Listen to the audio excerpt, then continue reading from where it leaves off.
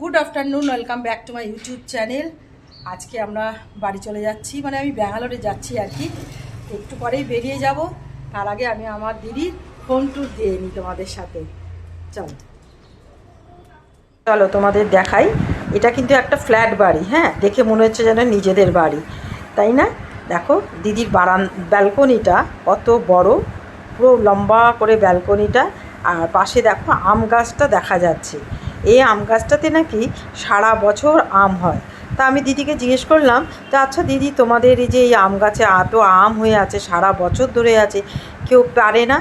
বলে না, আরে কেউ পারে টারে না, নিচে পড়লে হয়তো টুকটাক পড়লে কেউ নেয় টায় আর কি। তো আমি তো ভাবলাম বাবা কেমন, আমাদের কলকাতায় হলে তো অর্ধেক চুরি করে নিয়ে চলে যেত। তো দেখো তোমাদের আমি দেখাচ্ছি, দেখো কত বড় বড় আম হয়ে আছে। আমার নিজেরই লোভ লাগছে, মনে হচ্ছে গিয়ে দু চারটে নিয়ে এসে একটু চাটনি করে খাই। তো আম গাছটা তোমাদের দেখালাম, এবার চলো তোমাদের দেখাচ্ছি। দেখো ওদের পেছন দিকে একটা বিশাল বড় মাঠ, অনেক বিল্ডিং হয়ে আছে। তো মাঠটাতে নাকি এখনও কোনো কিছু হয়নি আর কি, এমনি খোলা পড়ে রয়েছে আজ 5-10 বছর ধরে। আর এখানে দেখো একটা বসার জন্য একটা বেদি মতো করে রেখেছে। আমার তো এই জায়গাটা ভীষণ ভালো লেগেছে, এই জায়গাটা বসলেই দিনটা সারাদিন মানে কভার হয়ে যায়। আর দেখো তুলসী গাছ, আর তুলসী গাছের এখানে ওরা কি সুন্দর আলপনা দেয়, এটাকে কি মুখ না কি একটা বলে, আমরা তো জানি না, বললো ভুলে গেছি আর কি। তো যাই হোক, এবার আমি ঘরে ঢুকেছি। দিদি বসে আছে, দিদি এবার দেখো, দিদি বসে আছে, দাঁড়াও, এই যে দিদি বসে আছে, হাসো, হাত নাড়াও। এই যে আমার জামাই বাবু এখন জিনিস, হ্যাঁ। এটা হচ্ছে দিদির লিভিং রুম।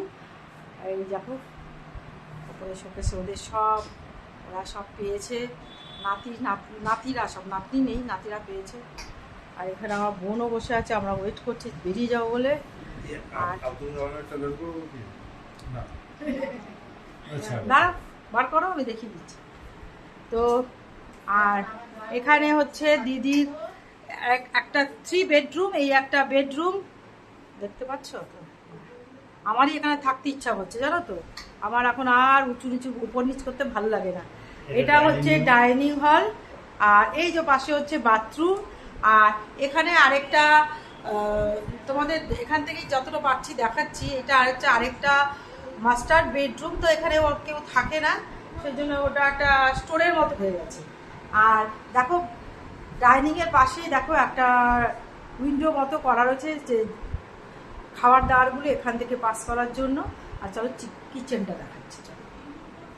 তো এটা হচ্ছে কিচেন, এটা হচ্ছে কিচেন। কিচেনে এখানে রান্নাবান্না হয়। দিদির শরীর খারাপ, দিদি খুব একটা এখন রান্নাবান্না করে না। আর এটা হচ্ছে দিদির ঘর, আমরা ছিলাম, এটা এখন ওলট পালট হয়ে আছে।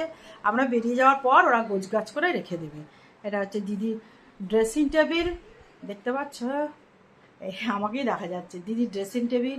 এখানে একটা আলমারি রয়েছে। আর সব থেকে যেটা আমার ভালো লেগেছে তো সেটা হচ্ছে এই যে, এটা হচ্ছে দিদির তোমার কি বলবো, ঠাকুর ঘর। দেখো ঠাকুর ঘরটা খুব সুন্দর, ঠাকুর ঘর।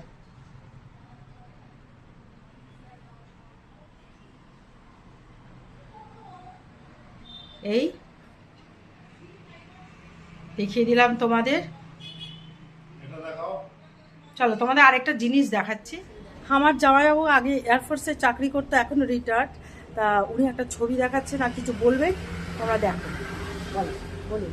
এই যে ছবিটা, আব্দুল কালাম, ইন্ডিয়ান প্রেসিডেন্ট, ওনার সাথে আমি ছিলাম, ওনার সঙ্গে আমাকে থাকতে হতো, তাই ওনার সাথে আমার ফটো। এই যে দেখতে পাচ্ছ তো। জয় হিন্দ, জয় হিন্দ, বন্দে মাতরম। বন্দে মাতরম। টাটা। একটু বাদেই আমরা বেরিয়ে যাব, উবার বুক করব, তারপর আমরা বেরিয়ে যাবো, দেরি হয়ে যাচ্ছে। চলো টাটা, আসছি একটু বাদে।